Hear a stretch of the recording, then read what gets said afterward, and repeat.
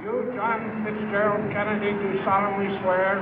I, John Fitzgerald Kennedy, do solemnly swear. That you will faithfully execute the office of President of the United States. That I will faithfully execute the office of President of the United States. And will, to the best of your ability. And will, to the best of my ability. Preserve, protect, and defend the Constitution of the United States. Preserve, protect, and defend the Constitution of the United States. So help you God. So help me God.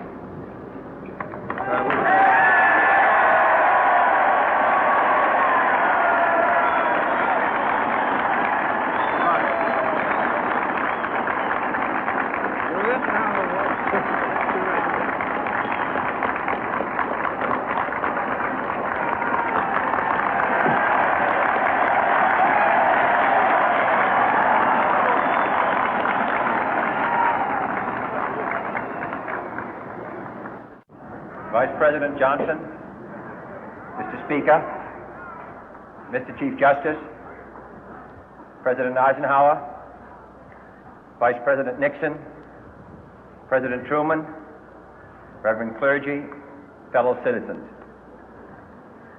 We observe today not a victory of party, but a celebration of freedom, symbolizing an end as well as a beginning, signifying renewal as well as change. For I have sworn before you and Almighty God the same solemn oath our forebears prescribed nearly a century and 3/4 ago. The world is very different now, for man holds in his mortal hands the power to abolish all forms of human poverty and all forms of human life. And yet the same revolutionary beliefs for which our forebears fought are still at issue around the globe. The belief that the rights of man come not from the generosity of the state, but from the hand of God. We dare not forget today that we are the heirs of that first revolution. Let the word go forth from this time and place to friend and foe alike that the torch has been passed to a new generation of Americans born in this century, tempered by war, disciplined by a hard and bitter peace, proud of our ancient heritage, and unwilling to witness or permit the slow undoing of those human rights to which this nation has always been committed and to which we are committed today at home and around the world.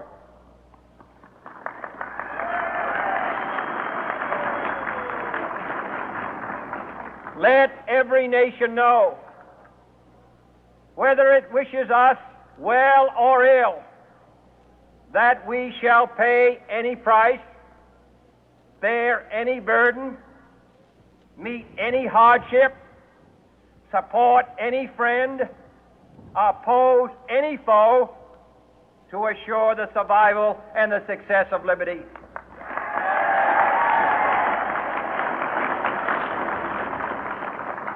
This much we pledge and more. To those old allies whose cultural and spiritual origins we share, we pledge the loyalty of faithful friends. United, there is little we cannot do in a host of cooperative ventures. Divided, there is little we can do, for we dare not meet a powerful challenge at odds and split asunder. To those new states whom we welcome to the ranks of the free, we pledge our word that one form of colonial control shall not have passed away, merely to be replaced by a far more iron tyranny. We shall not always expect to find them supporting our view, but we shall always hope to find them strongly supporting their own freedom, and to remember that in the past, those who foolishly sought power by riding the back of the tiger ended up inside.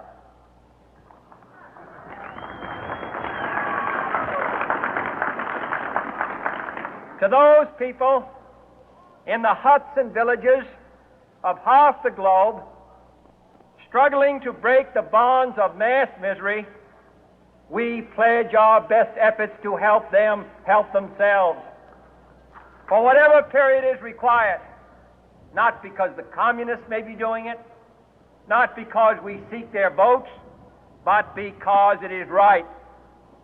If a free society cannot help the many who are poor, it cannot save the few who are rich.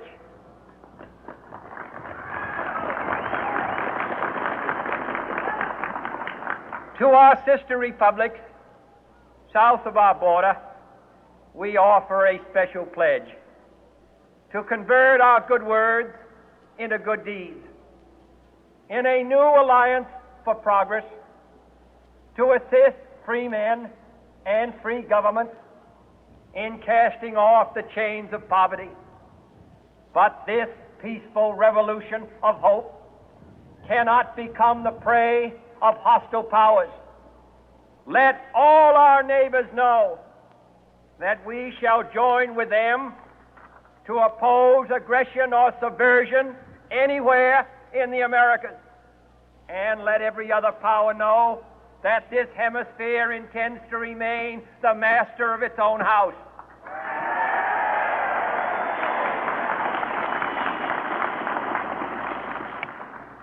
To that World Assembly of Sovereign States, the United Nations, our last best hope, in an age where the instruments of war have far outpaced the instruments of peace, we renew our pledge of support to prevent it from becoming merely a forum for invective, to strengthen its shield of the new and the weak, and to enlarge the area in which its writ may run.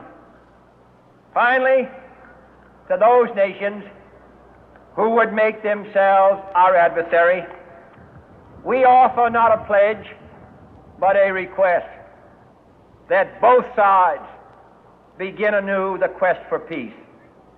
Before the dark powers of destruction, unleashed by science, engulf all humanity in planned or accidental self-destruction, we dare not tempt them with weakness, for only when our arms are sufficient beyond doubt can we be certain beyond doubt that they will never be employed. But neither can two great and powerful groups of nations take comfort from our present course, both sides overburdened by the cost of modern weapons, both rightly alarmed by the steady spread of the deadly atom, yet both racing to alter that uncertain balance of terror that stays the hand of mankind's final war. So let us begin anew, remembering on both sides that civility is not a sign of weakness, and sincerity is always subject to proof. Let us never negotiate out of fear, but let us never fear to negotiate.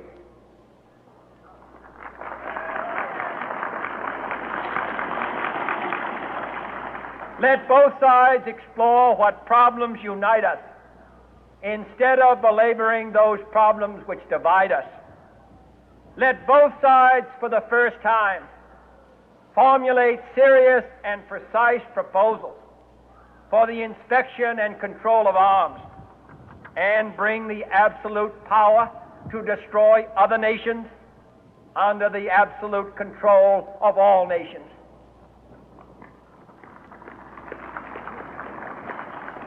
Let both sides seek to invoke the wonders of science instead of its terrors.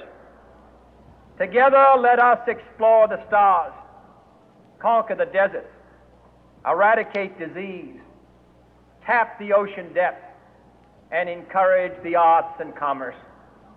Let both sides unite to heed in all corners of the earth the command of Isaiah to undo the heavy burden and let the oppressed go free. And if a beachhead of cooperation may push back the jungle of suspicion, let both sides join in creating a new endeavor, not a new balance of power, but a new world of law, where the strong are just and the weak secure and the peace preserved.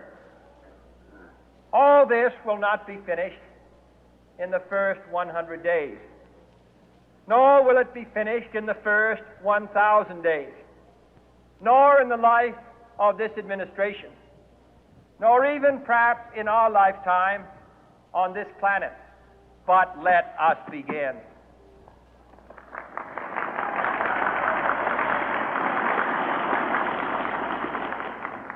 In your hands, my fellow citizens, more than mine, will rest the final success or failure of our course. Since this country was founded, each generation of Americans has been summoned to give testimony to its national loyalty. The graves of young Americans who answered the call to service surround the globe. Now the trumpet summons us again, not as a call to bear arms, though arms we need, not as a call to battle, though in battle we are, but a call to bear the burden of a long twilight struggle, year in and year out, rejoicing in hope, patient in tribulation, a struggle against the common enemies of man, tyranny, poverty, disease, and war itself. Can we forge against these enemies a grand and global alliance, north and south, east and west, that can assure a more fruitful life for all mankind? Will you join in that historic effort?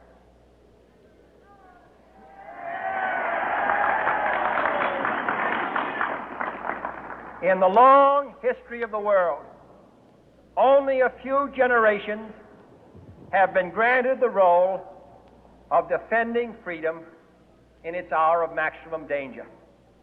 I do not shrink from this responsibility. I welcome it.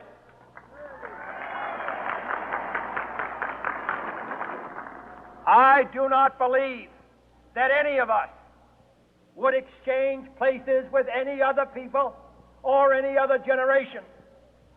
The energy, the faith, the devotion which we bring to this endeavor will light our country and all who serve it. And the glow from that fire can truly light the world. And so, my fellow Americans, ask not what your country can do for you. Ask what you can do for your country.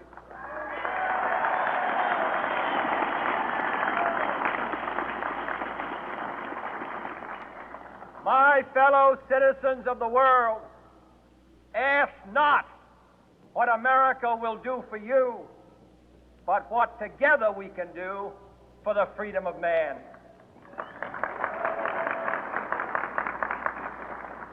Finally, whether you are citizens of America or citizens of the world, ask of us here the same high standards of strength and sacrifice which we ask of you.